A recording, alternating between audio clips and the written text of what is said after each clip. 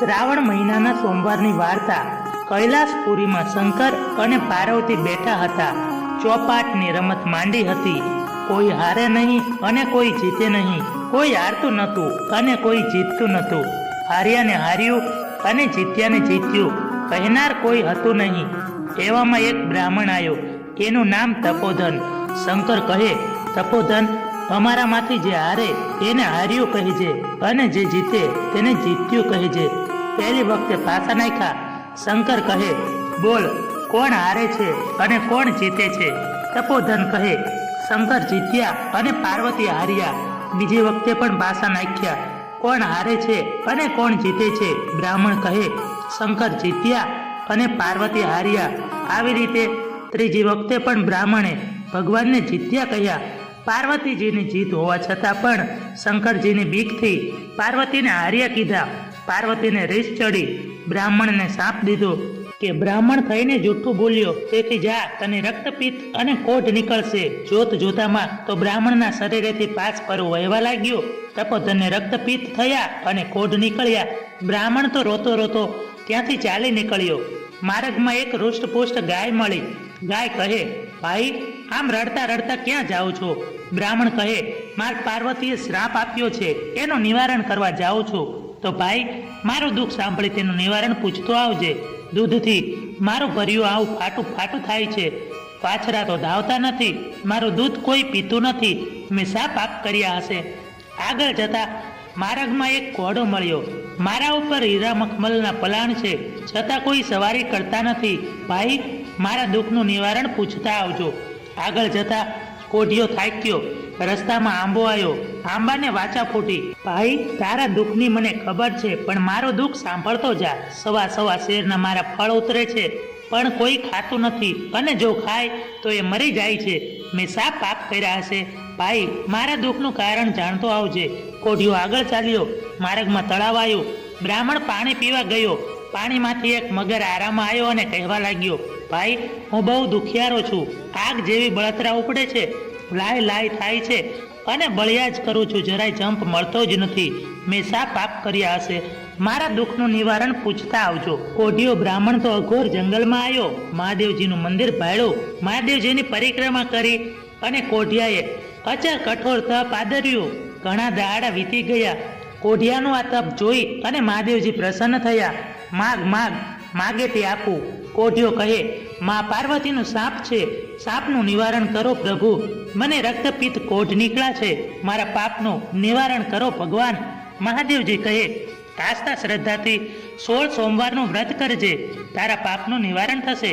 આ સોમવારનું વ્રત કેવી રીતે થાય, આપ મને સમજાવો.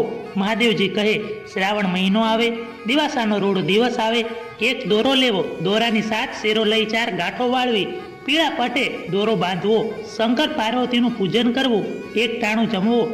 કારતક માસ આવે, અજવાળિયું પખવાડિયું આવે એટલે 4.25 શેર ઘઉંનો લોટ, 1.25 શેર ઘી, 1.25 શેર ગોળ લઈ તેના લાડુ કરવા. તેના 4 સરખા ભાગ કરવા.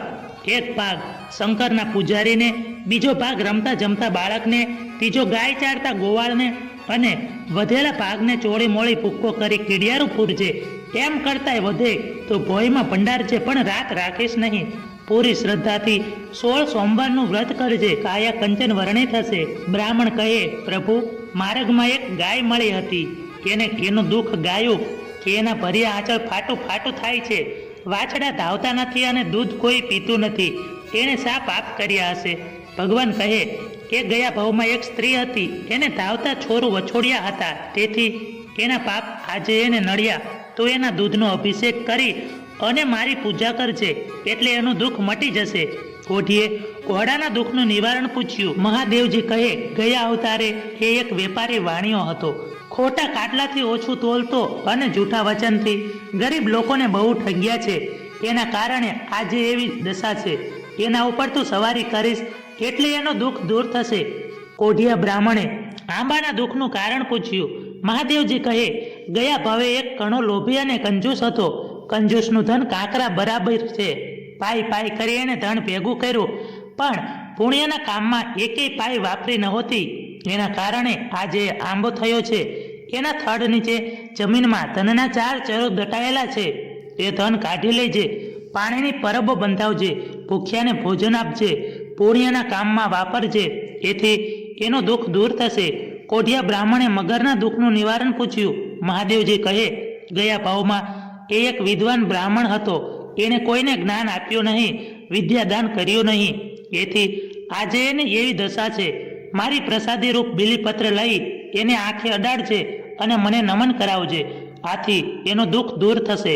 પછી કોઢિયા બ્રાહ્મણે ભગવાનને નમન કરી અને ચાલતો થયો. માર્ગમાં ઘોડો મળ્યો. મહાદેવજીની વાત સંભળાવી. બ્રાહ્મણે સવારી કરી.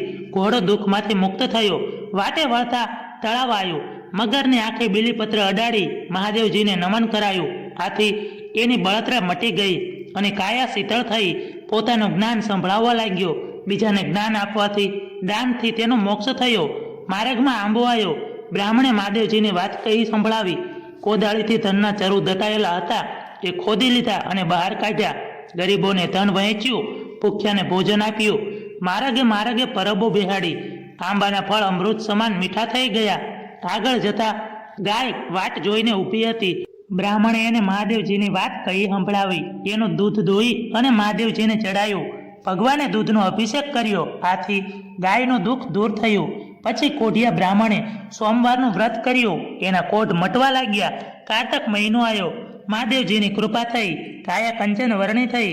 કોઢિયો તો રૂપ રૂપનો અંબાર અને ગુણનો ભંડાર થયો. આવી રીતે એને સોમવારનું વ્રત ફળ્યું. મિત્રો, વિડીયો પસંદ આવ્યો હોય તો વિડીયોને લાઈક કરી અને ચેનલને સબસ્ક્રાઇબ કરવાનું ભૂલશો નહીં.